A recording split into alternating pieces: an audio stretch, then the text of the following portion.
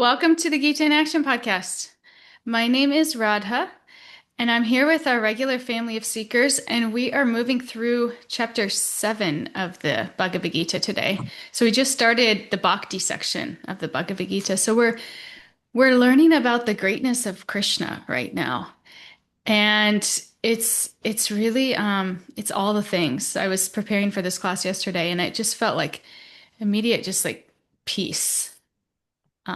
And you know what else I started doing, guys? In chapters 1 through 6, this is just kind of a personal antidote. I talked a lot about my struggles with sugar, my addiction to sugar. And I started right after Janmashtami, I thought, man, this sugar thing is just pulling me. Like my mind's thinking about sugar. It's just like controlling me. I'm going to try to just like kind of give up sugar. So, and not really like all sugar, but just like desserts. You know, when you're done eating a meal, you're like ready for dessert. I'm trying to like stop that. And it's actually really sweet. Like I've done this so many times in my life, but this is the first time that I've done it like out of like love and not out of like trying to be like restrictive, and it feels lighter and happier. And I feel like it takes discipline, but at the same time, when we have something higher that we can connect to and we can kind of mold our lives around that, it becomes like a loving offering and everything becomes like sweeter and easier and lighter, right? So that's where I am, and I'm really enjoying not feeling so controlled by this by sugar that just pulls me, and it pulls me away from my center and my connection with God, because as much as that's controlling me, as much as that's pulling me, God is not, right? And I want to leave space in my life for that. So that's kind of an update on where I am after the first 6 chapters and kind of starting to get into the Bhakti chapters, to the Bhakti section, yeah. And as we move through, what I really love about this podcast, and I love you guys being here and you guys sharing, because it really makes the Gita come alive, right? It's not like we're just like studying theoretically these things so that we can have some more knowledge to put in our pocket, right? No, it's like we read it, we discuss it, and we really try to connect it to our lives in a way that when we leave here, when we turn this off and we're going about our days, it's still lingering. It's kind of like the lens of which we see the rest of our days, and then as our days string along, hopefully our lives, right? And what we're doing is we're kind of transforming our perceptions to seeing them through the lens of the Gita, to seeing our lives through the lens of the Gita. And that's what we want to do, right? That's what we want to do. And that's how this wisdom becomes alive. It becomes not just like we don't just know it, but we start to realize it, and we start to see it showing up in our lives in a way that makes us feel more loving, more peaceful, more connected.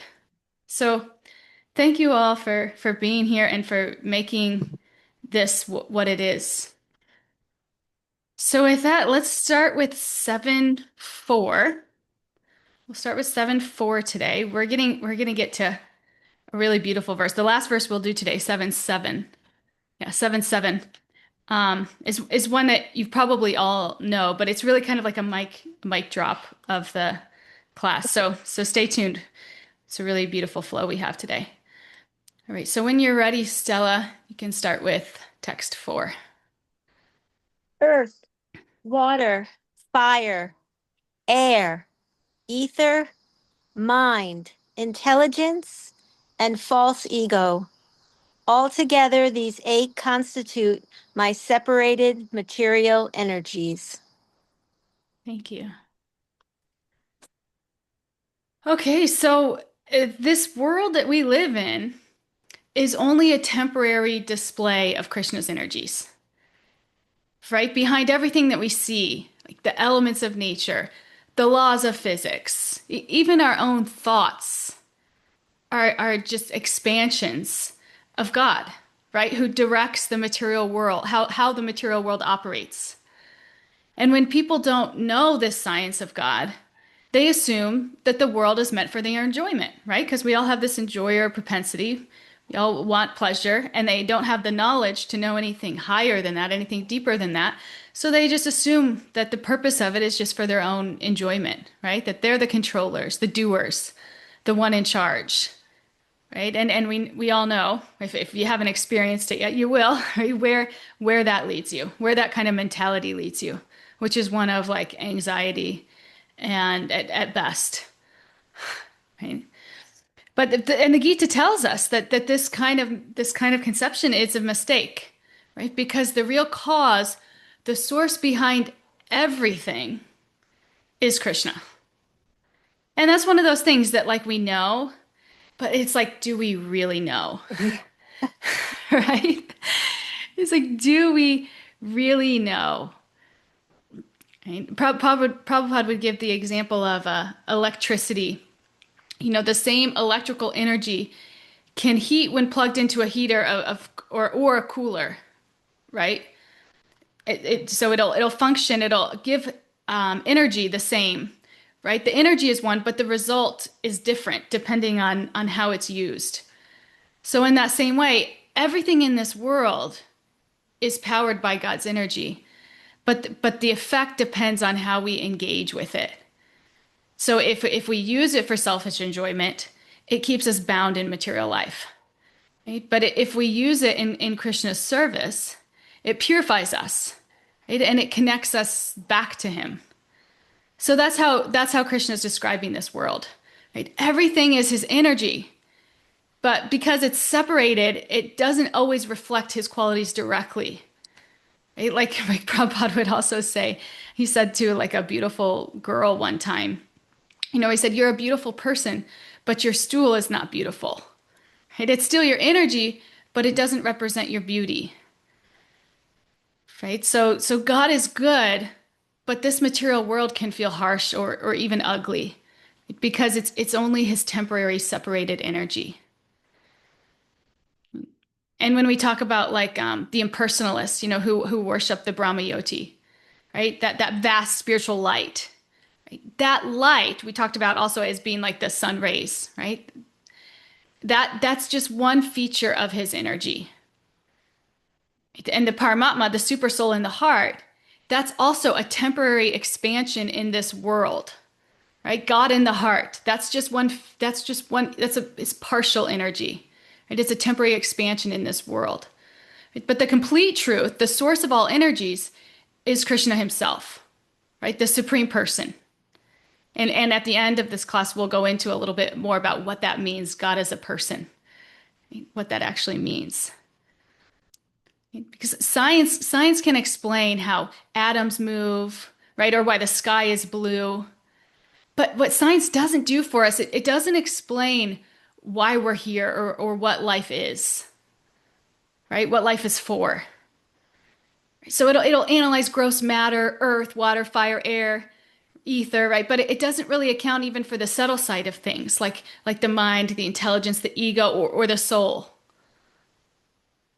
And without including Krishna, the ultimate source, right? The ultimate source of all knowledge, right? Our reality will always be incomplete. The elements may look independent, but in reality, they're actually offshoots of his energy. And so everything is just separated energies of Krishna, the same source. And because it's not like in our gross conception, people just like discount it or we just like easily forget it. Right? But our job is to constantly remember. And the more that we remember, the more that we'll be connected to it. And the more that our lives will just flow. Right? Flow in a way that's that's light and loving and connected. Right? And not full of like inertia and like just sparks going off everywhere.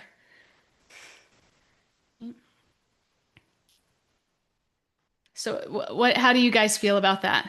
Do you guys feel like it's easy or hard to remember that everything is Krishna's energy? And how do you feel like if you did remember that, how your perspective would change throughout your day?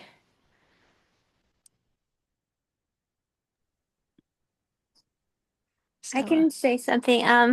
I started teaching on Tuesday, and I always get butterflies, in my stomach before meeting 20 new people and having to teach them and all that. Um, but I was remembering the Monday's class, and I was just thinking, like, when I walked into the room, I just did like a little experiment of like, this is Krishna's, all the everything is Krishna, like it's all his. And each person who came into the room was like, wow, here's another person that Krishna enjoys uniquely.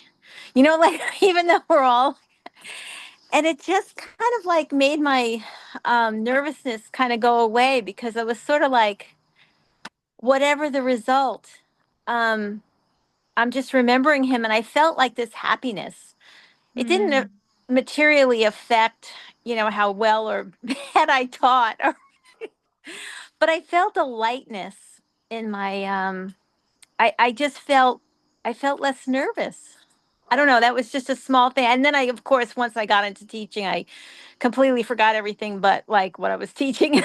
I forgot, but I did try that as everyone was coming in, and it was pretty cool. yeah. Wow. That's really nice. Thanks for sharing that, Stella. Yeah, I think I just started this job a couple months ago and I'm starting to really like the job. And my husband and I at the same time are talking about trying to have another child. We don't really know when, sometime within the next year or two. And I think, oh, what would happen to my job if I had another child? And it's like, and just yesterday I was kind of thinking that kind of along the same line, Stella, like, it's all Krishna. Like if Krishna wants me to have this job, great. If he wants me to, have children that I'm staying home with, great. Like, but it's all Krishna. We don't have to worry about it. It's all just part of his plan, and the way that things are shifted will happen so that we grow closer to him if that is our desire. So that's really all that we have to worry about. We don't have to worry about holding on to this as it's mine, or this is what I need, or the more that we can actually let go of that conception of I, me, mine, and the more that our life will become an offering, right, of love to Krishna and ultimately everybody else around us. And that's really what we're doing here. Right? So the more that we can see is it's all Krishna's energy. It's all Krishna's energy. And the more that we can let it kind of just carry us without trying to swim against it or yeah, thank you. Uh, may I share something? Yeah. Uh, um, so I told you about my deities, right? And so now, like, when I'm down there and I go I'm down there by, I don't know, by 5:15 in the morning, and I do like a little arti, a small arti every morning with them, and if you would have told me this is where I would be like a year ago, I'd be like, I don't know what you're talking about. And I'm just looking and I'm like, oh, look, Radha's looking at me. She sees me. Like I'm in my head. I'm just like I'm doing the flame. I'm like, Krishna sees me. He sees me. And I'm like, please help me be humble. Please help me, you know, do whatever I'm meant to do, but through you, like through you, through, like coming out of you're my soul. So please let me behave, treat, uh, be humble, be uh, whatever it is, but please let me do it through you. Let me move through my day as I'm doing. I'm working for you, and so I'm just really giving my whole whatever happens, I'm just giving it to them so that they can tell me. So whatever I do is them. I'm just doing it even before it happens. I'm like, because I know that when I move through the world the way I want to move through the world, it's like but there's like a broken chair, there's a broken table with three legs. I'm like, no, I don't want to do that. And I know if I, it may not be what exactly I thought I wanted it to be, but I know it'll be right, it'll be proper if I'm asking, if I'm turning it over, it's gonna be what Christian, it's gonna be Krishna's arrangement. Hmm. Yeah. Such a deep realization, Stacy, and such a deep prayer that we can all learn from. Yeah, and try to imbibe. And that's actually a perfect segue for the next text that we're going to, where we're going to talk about Krishna's spiritual energy. So this verse was more about his material energies, and now we're gonna transition to his spiritual energies. So thank you. And Stella, whenever you're ready, do you want to read text 5 for us? Sure. Besides these, O mighty armed Arjuna, there is another superior energy of mine, which comprises the living entities who are exploiting the resources of this material inferior nature. Thank you. Okay, so just like we just heard about Krishna's inferior energies, right? Now we're hearing about how the living beings are part of Krishna's superior energy. Right? So matter, things like earth, water, fire, air, even our mind and intelligence belong to Krishna's inferior energy. And while we use that inferior energy to build, to create, to run the world, right? It actually doesn't do anything on its own. Okay, it only moves and works because of Krishna's superior energy, the living beings, right? That's the soul that we all have. That's qualitatively like Krishna, but quantitatively different. It's part and parcel.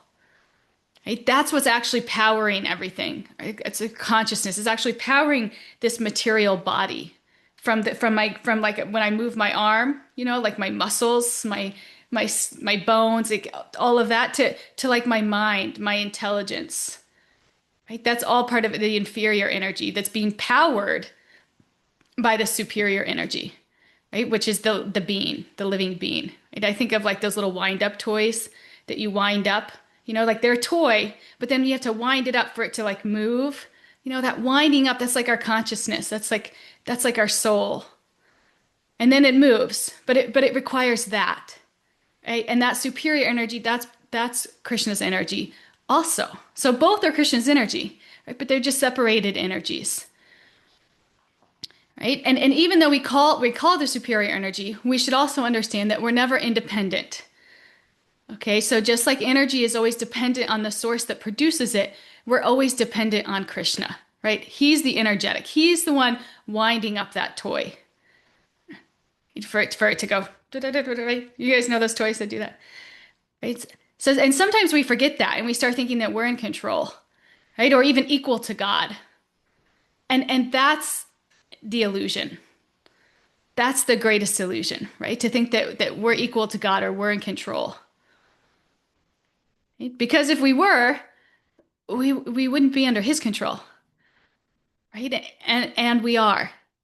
And the fact that we are shows our real position, right? We're tiny, but we're powerful when we're connected to him. Right? And we know that real freedom doesn't come from pretending to be God. It comes from surrendering to God. And there's so many stories in scriptures to teach us this. And it's so easy to see, when like a demon is trying to be God. But the reality is that in some aspect, maybe it's a really small aspect, we all fall into this of trying to pretend to be God. Right? And we forget that real freedom doesn't come from pretending to be God. It comes from surrendering to God. So instead of saying things have to be this way, if things aren't this way, I'm going to brute force it until they are. And if it still doesn't work, then I'm going to blame everybody around me, right? And be a miserable person. Right? And instead of that kind of mentality, it's more of, God, I understand all of these are your energies. And my purpose here in this life is just to grow closer to you. Right? So please use these energies to help do that. Just like Stacy's prayer. Right? That's what we all want to aspire for.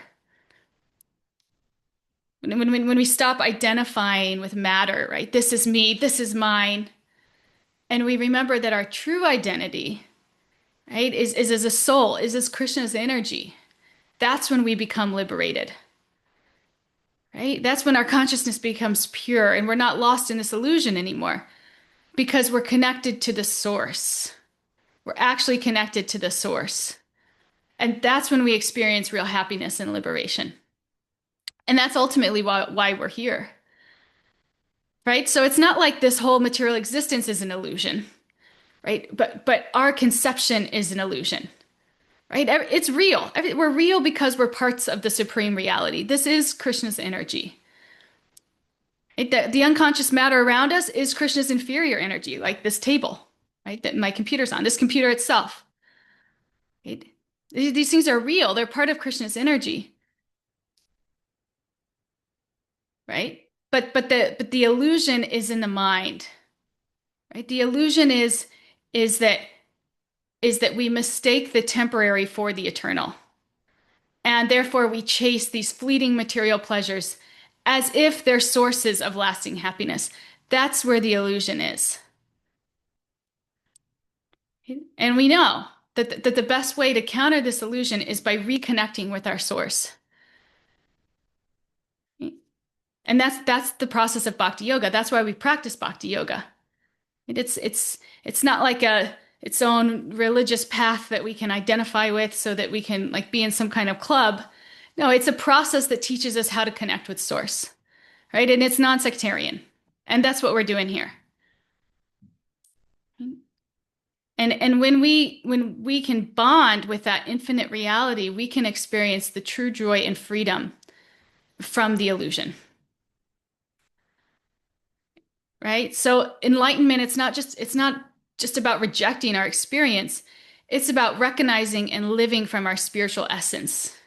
And that's, again, what we're trying to do here and what Bhakti Yoga reawakens inside of us, the process of Bhakti Yoga.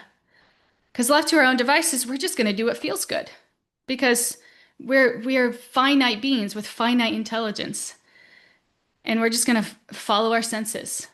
Right? But when we start to learn this knowledge and we start to imbibe it and we start to follow this process, we see how much happier, how much more connected, how much more fulfilling our lives become. So in this verse, the Gita points out that living entities utilize the world. Right? We utilize the world. And what that's saying is that we aren't the cause of existence, we're the purpose of it. Just like in a hospital, patients don't run the hospital, but the hospital exists for them. Its purpose is to heal them. So we should think of the world like that, right? The world exists to help us redirect our love from temporary material things to Krishna. And just like my story, about my job and being attached, to the degree that we're attached to these temporary material things, if we're lucky, Krishna will take them away from us so that we can see that all we really need is him. Right? And that's what we're doing here. And in that way, it keeps us from getting overly attached or overly identified with a particular role. Right? So watch out if you have attachments. But even in the suffering that we feel as that attachment is being ripped away from us, we should know that that's Krishna's mercy, because that's the very purpose of why we're here. Right? Just like a patient goes to a hospital to heal, to have that disease lifted away from them. Right? Then that same way, we have this disease of material of affliction. Right? We're so afflicted with everything material. and it's keeping us from really realizing our true identity. And that's why we're here in this material existence.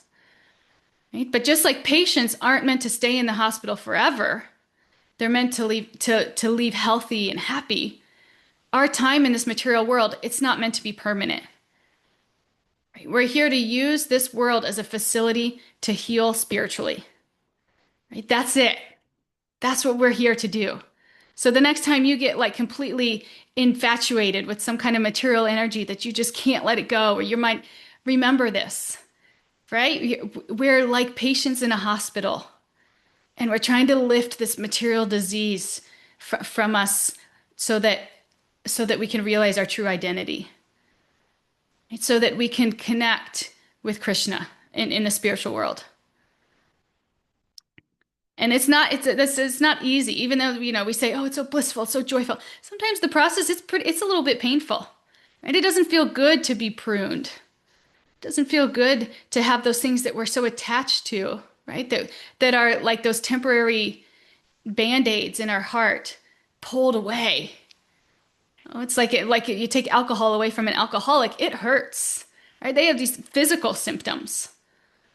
So it's going to hurt as our material attachments are shed, but it's leading to something greater. It's leading to something healthier, right? Something eternal.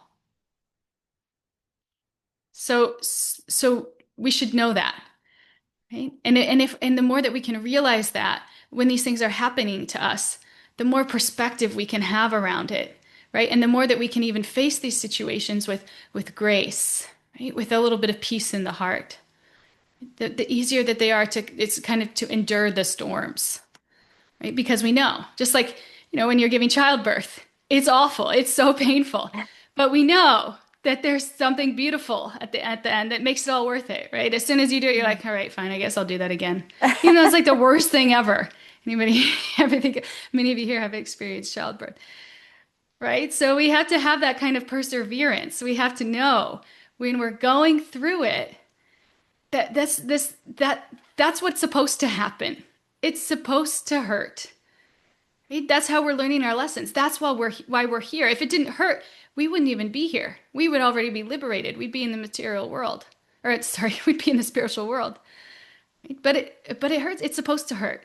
Right? But know that hurt just means that there's something beautiful on the other side. And it's there for us. Right? And that's Krishna's promise.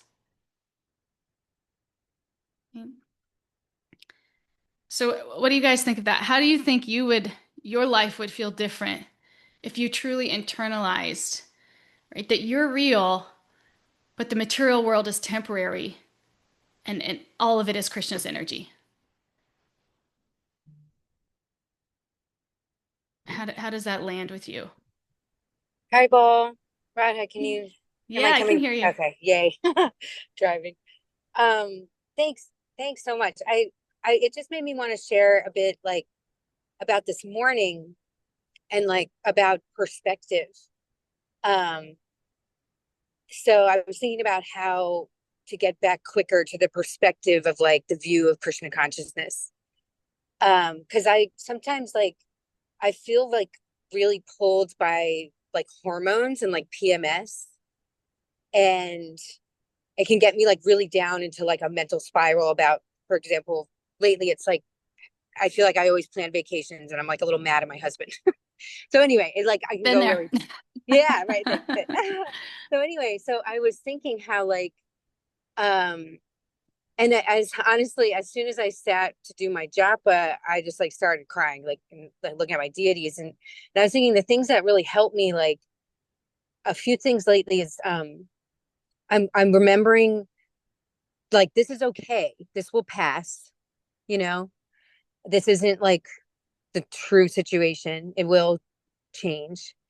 And taking comfort in just kind of like engaging with my deities and thinking about like guru. So like yeah, like thinking of my teachers um can really help me just shift out of that like material muck kind of. And I know I've shared with you guys, sometimes I like to do like visualizations. So I was thinking about kind of like like clouds of the material problems, but kind of like a head sort of up above the cloud, seeing the light of Krishna's rays, like the sun touching me, you know. And anyway, so it was like, it's like I just need to remember it. I can like pop my head out of the clouds a little, or like above the kind of like um Maya and material world. So it was just making me think about that. So anyway, thank you. Yeah, that's a beautiful visualization.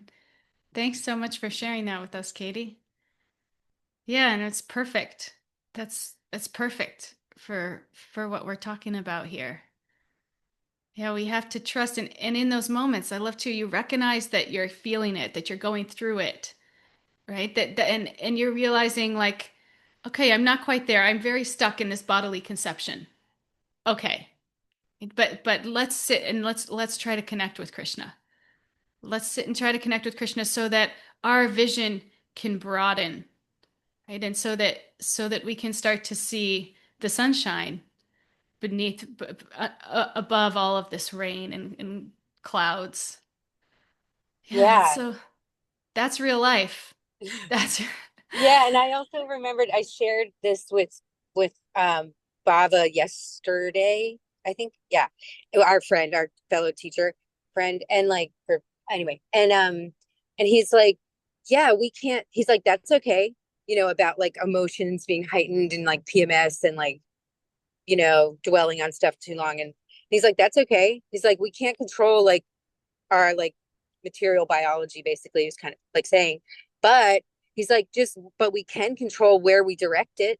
And then we had like a really great, like kind of intense kirtan over the WhatsApp wow. video, you know, like which we do every week, really. But like, but anyway, so it was nice. I just thought I'd share that too. Like that was really helpful for me. Thank you. Amazing.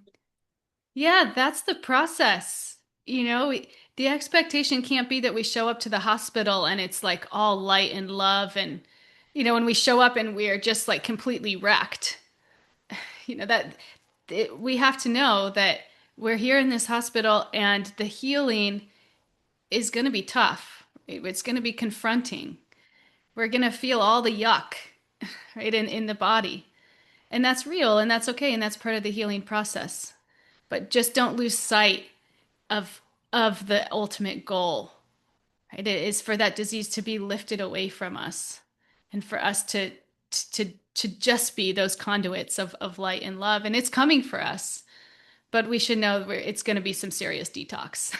it's it's going to be some serious detoxing happening. So that's perfect. Thank you so much, Katie, for sharing that.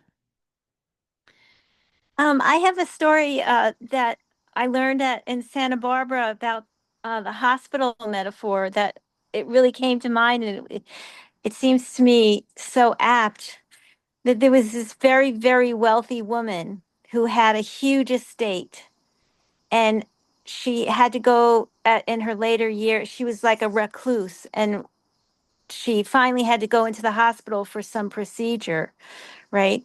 And she liked the hospital and the attention from the nurses so much that she paid the hospital like millions of dollars so she could stay there. And she stayed there till she died. And Wow. like she just had her own room, and the nurses would come in every day as if she had an illness, but she didn't. And everybody was there was a whole story about it, and everybody was like, she had an estate, she had millions of dollars, she could have done anything she wanted, and she chose to stay in the hospital because she felt like a little child being taken care of. Wow. And it's like, and when you were talking about that, I thought, yeah, how many of us pay to stay in the hospital, even like, because we like the comforts or whatever she liked there, when the whole world was outside the door of the hospital, and we're willfully staying in this building. It was just Yeah. bizarre, and she was so rich that no one questioned her mental health. Yeah. And she ended up becoming like an old lady and lived there for like 20 years or something in Wow. Santa Barbara. in the hospital.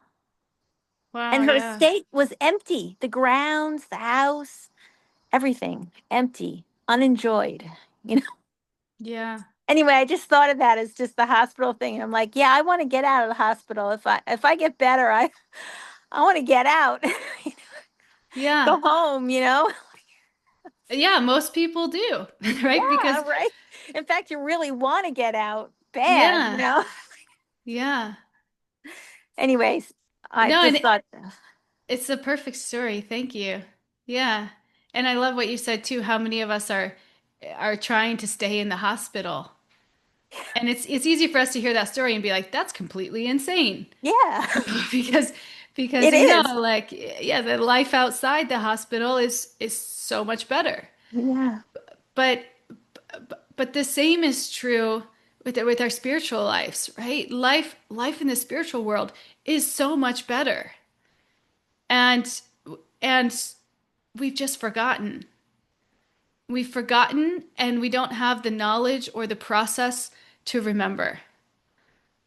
And that's like Bhakti Yoga, it's such a gift for us here. We have this process and I think all of us here on this call have experienced to some degree that bliss or that connection or that joy that we feel in that process, right? When we practice that bhakti yoga. And even that is just like a tiny little glimpse, like a trailer to the whole movie, right? That's actually available for us there in the spiritual world when we can really be healed. But just like you said, we're trying to stay in the hospital. We're doing everything we can, right? All the surgeries to look younger. It's like it's crazy. Why are we trying to stay here? That's not the goal. But we're illusioned. We're illusioned. Yeah. Thank you. Okay, 7-6. Moving forward here. Whenever you're ready, Stella. All created beings have their source in these two natures. Of all that is material and all that is spiritual in this world, know for certain that I am both the origin and the dissolution. Thank you. So verse 4, we talked about Krishna's material energies, right? And then we talked about how he's his spiritual energies, right? And now he's saying he's the source, right? He's the source of these two natures, and he's the beginning and the end, right? So he is like really covering it all, right? Both matter and spirit, everything ultimately comes from him, right? He's the source, and also where it all returns to also too, right? Like so we look around the world and what do we see? Maybe like a rock, right? Or just like raw matter. And sometimes that matter is like moved by the soul, like a computer. Computers matter and then the soul works on the computer, right? This computer's material, right? But it only functions because a living being has worked on it. And so everywhere we look, we see this, either matter, their spirit, or a combination of both. And Krishna is explaining that both of these energies come from him. Right? And that's why he describes himself as the beginning and the end. Right? It's his glory. He's all pervading. He's all pervading. He's not just through time and space. Like, yep, he's been here for all of time, all of space, right? But in an even deeper sense, because nothing exists outside of him. Everything is his energy. We exist because of him and for him. Just like we said, our real purpose is to serve him and to bring him pleasure. So in that way, everything is connected to the absolute truth. Just like we said, what we call matter is only alive and meaningful because of spirit. And spirit itself comes from Krishna. Our bodies function because of the soul. And next to the soul is the super soul, Krishna, the ultimate source. He's the activator, the maintainer, the final destination of everything. Whether it's our individual body, the universe itself, like or even the total material energy. Right? So when we step back and see this, it becomes clear that everything comes from Krishna. and everything eventually returns to him. This is the eternal truth.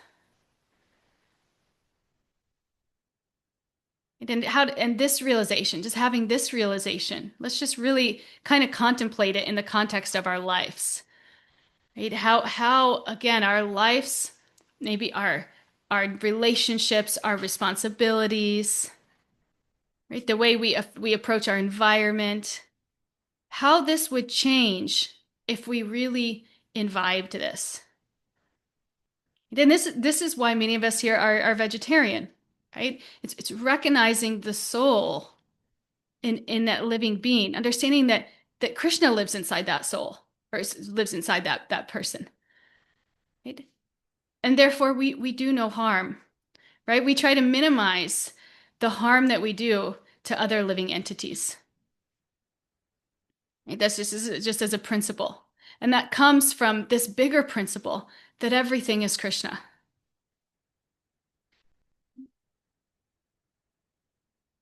And this is also why we try to think of ways to serve the purpose of existence rather than focusing on control or ownership. Because we know that's our rightful position. We're not the center. We're not God. We're trying to get ourselves out of the center. And through service. Right? Should we move to the last verse here? 7:7. Whenever It's one of you're my ready. favorites too. Great. This is the mic drop of the class. O conqueror of wealth, there is no truth superior to me. Everything rests upon me, as pearls are strung on a thread. So nice. Thank you. Yeah, so this is a really powerful statement, right? There's no truth higher than me. Everything rests upon me like pearls strung on a thread. Right? How's that for a visualization? Like the next time that you have your japamala in your hand. Okay, so let's think about it for a second. Right? Like we usually see the pearls or the outer things, like our jobs, our relationships, the world around us. But Krishna here is giving us this beautiful like metaphor to remind us that underneath all of that is the thread, just like this, that holds those things together. Right? And that thread is him. And we may not always see it, but without it, everything would fall apart, right? Like I just have a little pile of beads here. Our ability to think, to analyze, everything, everything comes from him. And it's so easy for us just to rely on like logic or the scientific method, right? We want to just believe that everything can be figured out logically or rationally. I know I do. I have that kind of like scientific brain and perspective. And sometimes I like to overly rely on it and act like if something doesn't fit inside that box, it's not real. Right? But even reason itself can't explain why reason works. It's like if like the world were just the result of unguided particles randomly bumping into each other, why would those particles organize themselves in ways that are rational and intelligible? Right? Why would our minds, if they were just products of chance, be structured to understand the world logically? So it's like the very fact that rationality exists points to a reality beyond reason. Okay, that's just kind of like my nerd out moment in this class. But that's what he's pointing to in this verse, right? Metaphorically, the ultimate reality is like the thread that holds a pearl necklace together. And when we first look at that necklace, our attention goes to the pearls, the things we can see. But on closer inspection, we realize there's an invisible thread keeping it all in place. Right? In that same way, there's a divine reality underlying and unifying all the diverse phenomena that reason can even explore. Right? So this reason, it hints at a deeper truth, but it can't fully reveal it. To truly understand it, we have to elevate our consciousness and purify our hearts. right? Opening ourselves up to ways of knowing that go beyond the material and the measurable. And that's pretty uncomfortable for people. That was pretty uncomfortable for me at one time.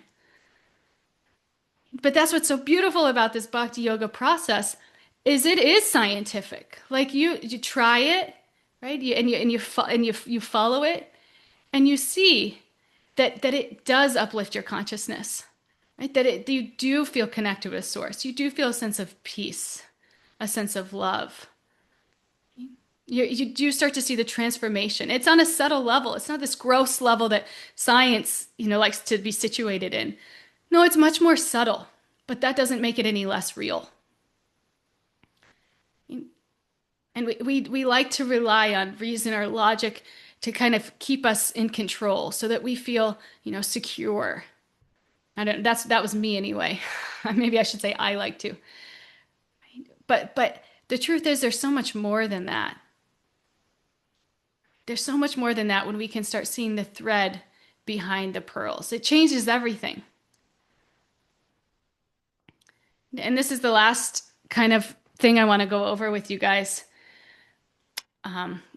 When we talk about God as a person, we talk about God as a person.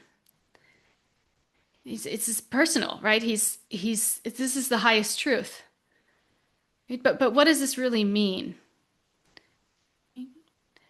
Krishna's a person because he's conscious and he's relational.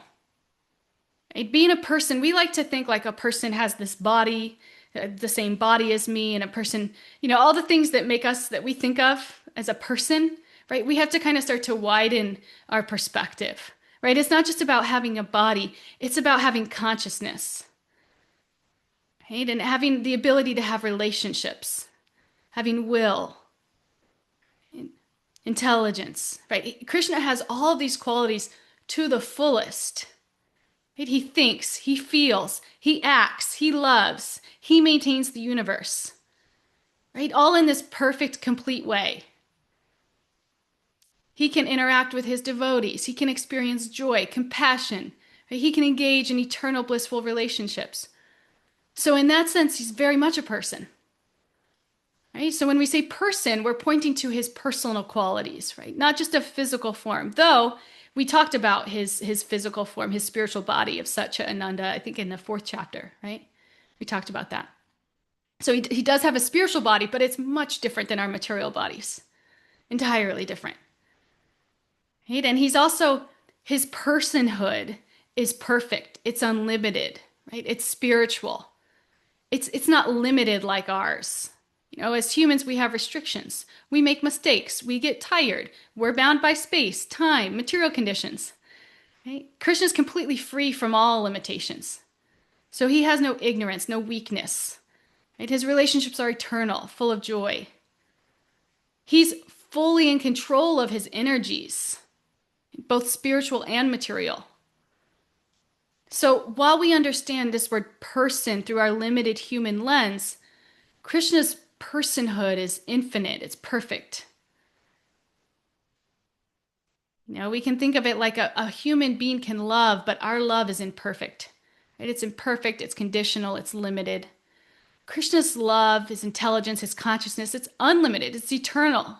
It's perfectly full of joy. It's like seeing the ocean in a drop of water. You recognize that same nature of consciousness and life, but the ocean is infinitely vast compared to the drop. This is Krishna's personhood. Right? We share the same qualities in a tiny partial way, but Krishna embodies them completely and without restrictions. So this is important for us to realize for devotion, right? Understanding that Krishna's personal makes him relatable and approachable. Like we can have a real loving relationship with him. People like to say, like, it's all one. It's all one. Okay. In one sense, you can say it's all one, right? Like the source is the same, right? But it's separated energies. And in that way we have relationship.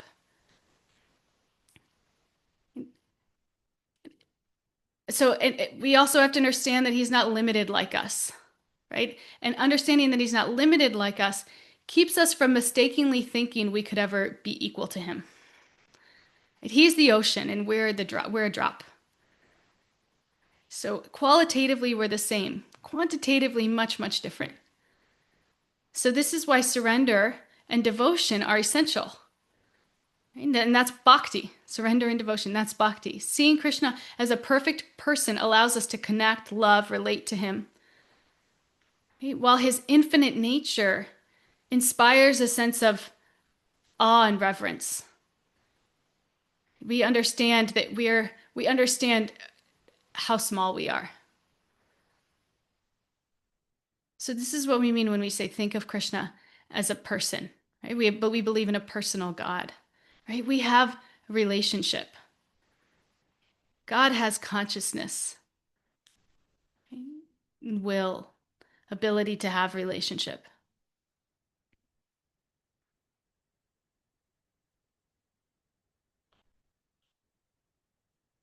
How do you guys relate with that? How does thinking of Krishna as a perfect person differ from thinking of him as an abstract force? I think when I first came in, I was more in that kind of line of thinking, more just like a force, like an all-pervading nature. Is that was like more comforting. I think maybe even because I had like not great relationships, I was like, it was not, I wasn't so into having a personal relationship with God. But how does that resonate for you guys? If I may.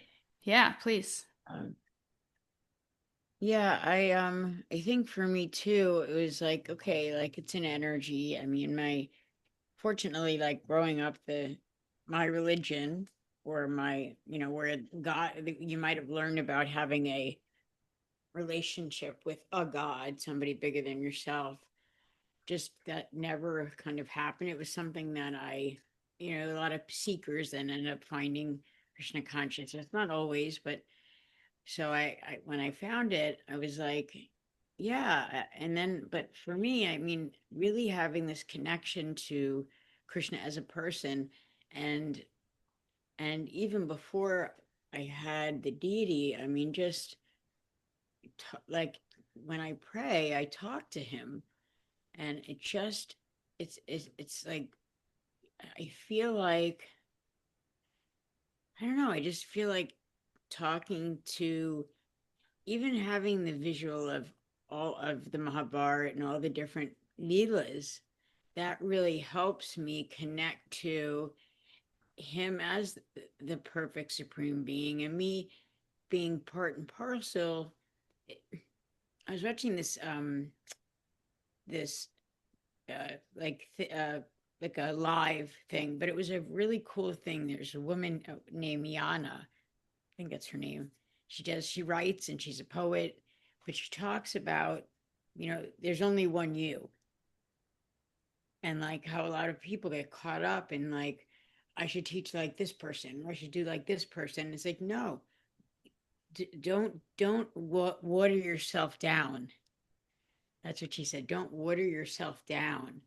And I thought, God, I do that. I water myself down because instead of just being, because some people are going to think I'm too much. All right. Well, you know what? I don't really, I think you're too little, right? Like everyone has their, and it's not, doesn't have to be a nasty thing. It's like, so with Krishna, I feel like he gets, like he gets, Mm, he accepts me and he understands my intentions better than anyone. And for mm, me, that is so important. So then it really is helping to allow me not to wear myself down and to mm, be that full expression of me and know that other people may or may not find me whatever they find me, but Krishna made me, I'm part and parcel of Krishna. So yeah, uh, I'm perfect, like yeah, like so to speak, right? Like I'm not saying I'm yeah, perfect, but sure. I'm perfectly imperfect, the way Yeah, Krishna wants me to be.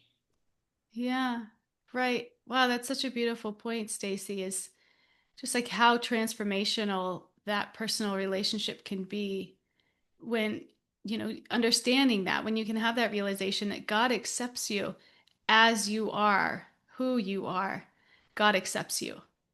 We think about like material relationships when we have, you have a good boyfriend or a good girlfriend who accepts you and who, that's what we all look for.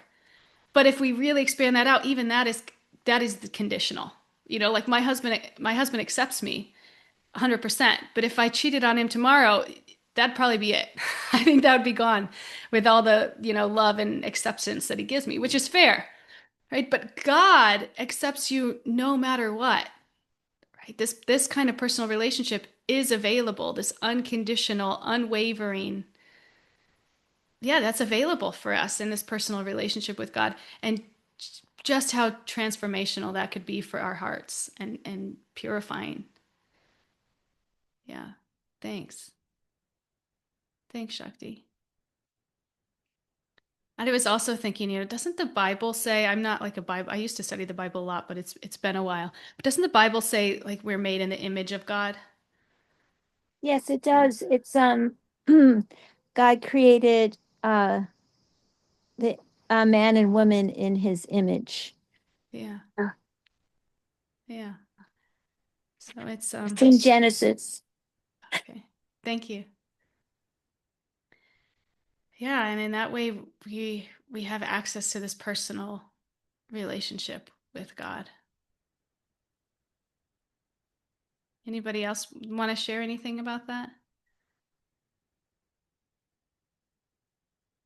God as a person. This other, I kind of skipped over this, but when we were talking about seeing life, relying solely on reason or logic to find meaning, I was talking about how I kind of fell into this trap in my earlier years and how it can be kind of a dark little box that you live in. And then being when you can start to, when your vision starts to expand and you start to see the thread beyond all the pearls, behind all those pearls, how that really changes things. And it's like makes life lovely, you know, like full of love. It gives you something gives you purpose. It gives you meaning. Anybody else relate to that?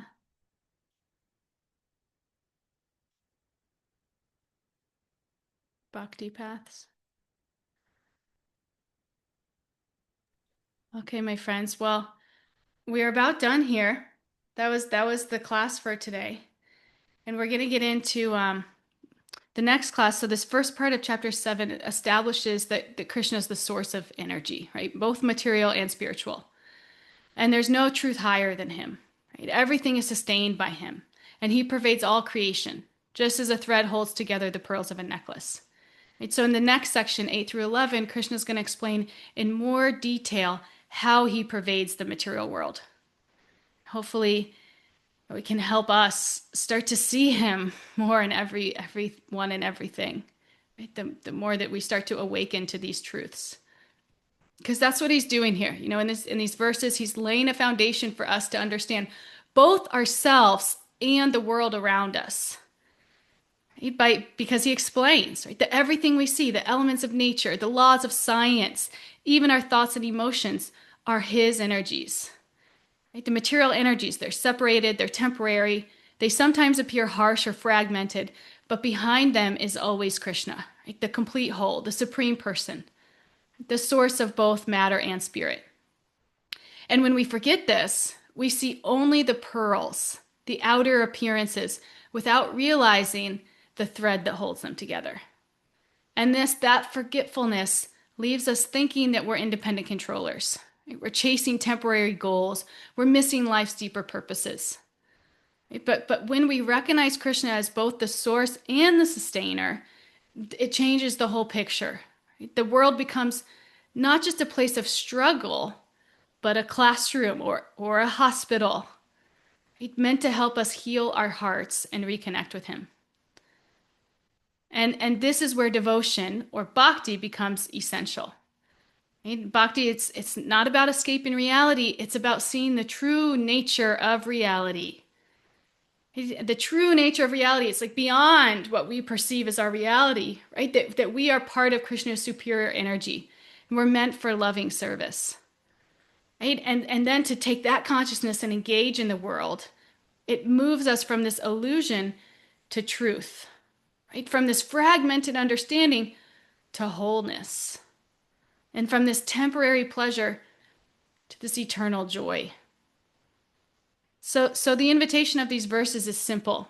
It is simple, but it's profound. It's to see all of existence as connected to Krishna, to remember that he is both infinitely beyond us and intimately within us, and to live our lives in loving harmony with him.